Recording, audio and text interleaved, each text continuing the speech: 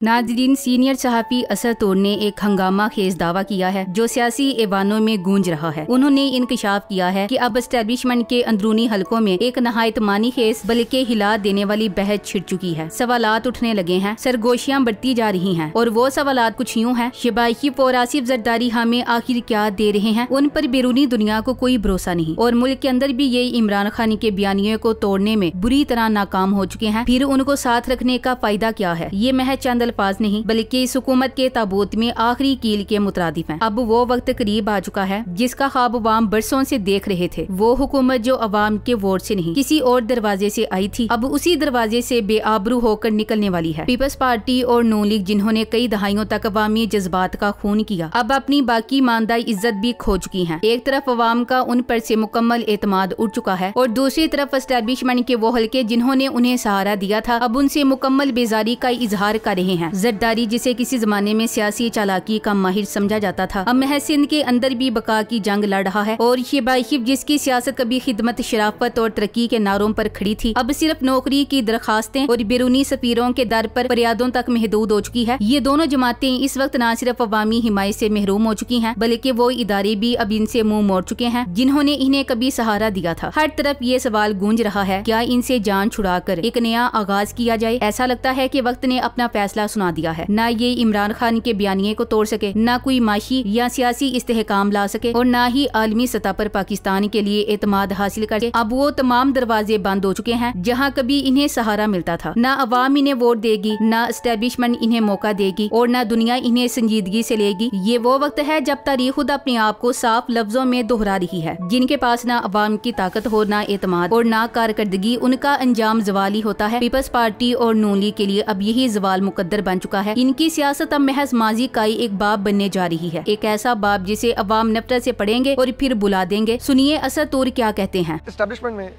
ये बातचीत शुरू हो गई है कि ये शहबाज शरीफ और ये असद जरदारी ये हमें क्या दे रहे हैं। ना तो इनकी गवर्नेंस से कुछ डिलीवर हो रहा है, इनके होते हुए चीनी का बहरान आया, ये बैरून मुल्क से कोई सरमायाकारी नहीं ला सके और इनको कोई जिसे कहते हैं बैरूनी दुनिया में कोई इन पर एतमाद करने को तैयार नहीं है। अमरीकी हो, यूएई हो, दीगर हुकाम हो, वो सऊदी अरब हो या दीगर यूरोपियन लोग हों, वो army chief field marshal Asim Munir साहब से मिलने में ज़्यादा कंफर्टेबल होते हैं, इनसे मिलने में भी कंफर्टेबल नहीं होते। जो गल्फ़ के या इधर उधर के शहबाज शरीफ साहब दौरे करते हैं, तो अगर आर्मी चीफ उस दौरे में उनका नाम ऐड ना हो तो हो सकता है इनको मुलाकात का टाइम भी ना मिले, कोई इनको दौरे की दावत ही ना दे। तो इस सब में इनकी हमें क्या ज़रूरत है, जबकि इनकी वजह से हम गाली खाए जा रहे हैं कि जी ये देखो ये फार्म 47 की लास्टिक के शलवाने पे ना के लोगों को ले आए हैं, ये देखो धांधली ज़्यादा इलेक्शन करके ये लोगों को ले आए हैं, ये देखो इनके पास पब्लिक मैंडेट ही नहीं है। और फिर वो कहते हैं कि ये हमारे हक में आज तक एक भी बयानिया नहीं बना पाए कि ये कहीं पे मिलिट्री एस्टेब्लिशमेंट को सर्व कर पाते, कि इमरान खान के बयानिए का तोड़ करते, कोई नया बयानिया बनाते, कोई इस्तेहकाम आता, ये अपना वोट बैंक कोई रिवाइज करते, कुछ करते, तो वो कहते कुछ भी नहीं कर पा रहे भाई।